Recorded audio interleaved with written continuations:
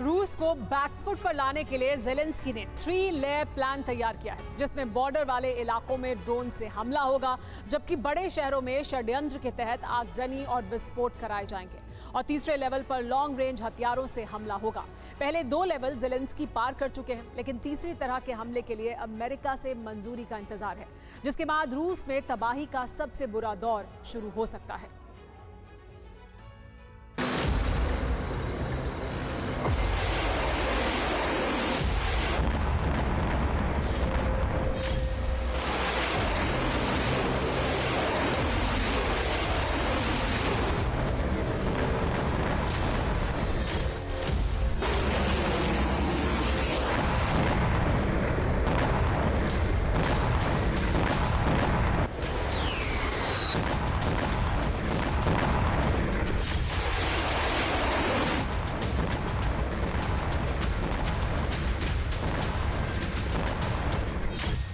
पूरे यूक्रेन को दहलाने वाला रूस अब डिफेंसिव मोड में आ गया है, क्योंकि रूस पर यूक्रेन ताबड़तोड़ हमले कर रहा है।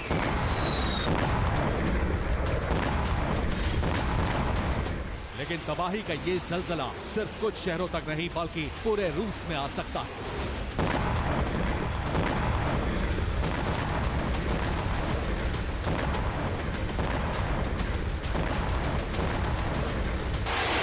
क्योंकि यूक्रेन के पास लॉन्ग रेंज हथियारों की बड़ी खेप पहुंच सकती है, जबकि वो डिमांड कर रहा है कि हथियारों के अलावा उसे इस बात की मंजूरी अमेरिका से मिले कि हथियारों की फुल रेंज तक हमला कर सके।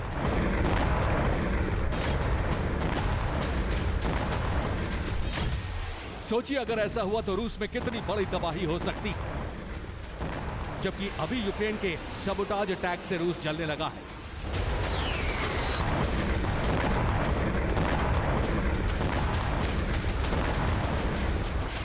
पिछले 24 घंटे में 1 दर्जन से ज्यादा हमले हुए, जिसमें कई इलाकों में धमाके हुए और आग लग गई।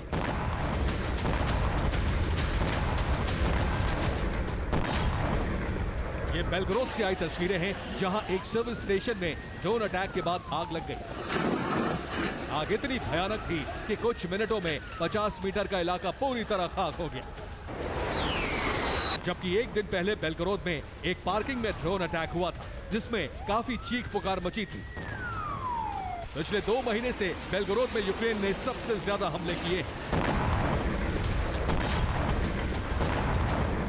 क्रास्नोदर में भी हालात काफी खौफनाक हो गए, जब यूक्रेन के हमले में एक बड़े इलाके में आग लग गई।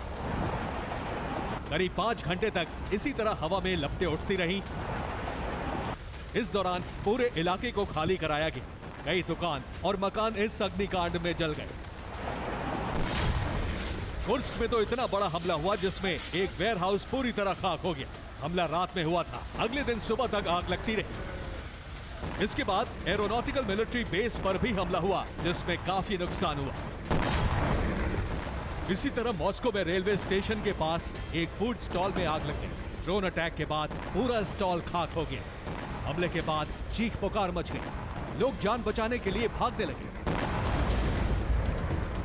इसी तरह कई दूसरे शहरों में भी आग लगी। ड्रोन अटैक से रूस में कोहराम मच गया।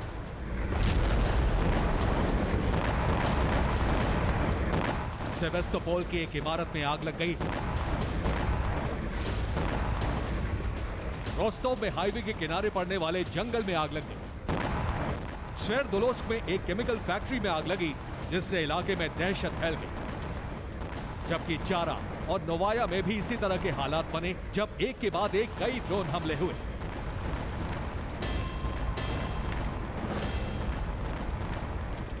दरअसल ये सिर्फ ट्रेलर है, असली पिक्चर बाकी है,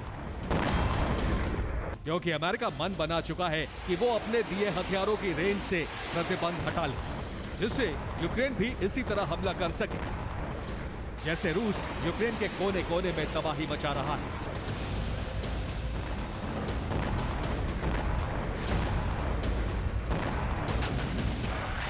वैसे भी ज़ेलेंस्की कह चुके हैं कि उन्हें जिस दिन F-16 और 1000 किलोमीटर की रेंज तक मार करने वाले हथियार मिल जाएंगे, उस दिन रूस बैकफुट पर आ जाएगा।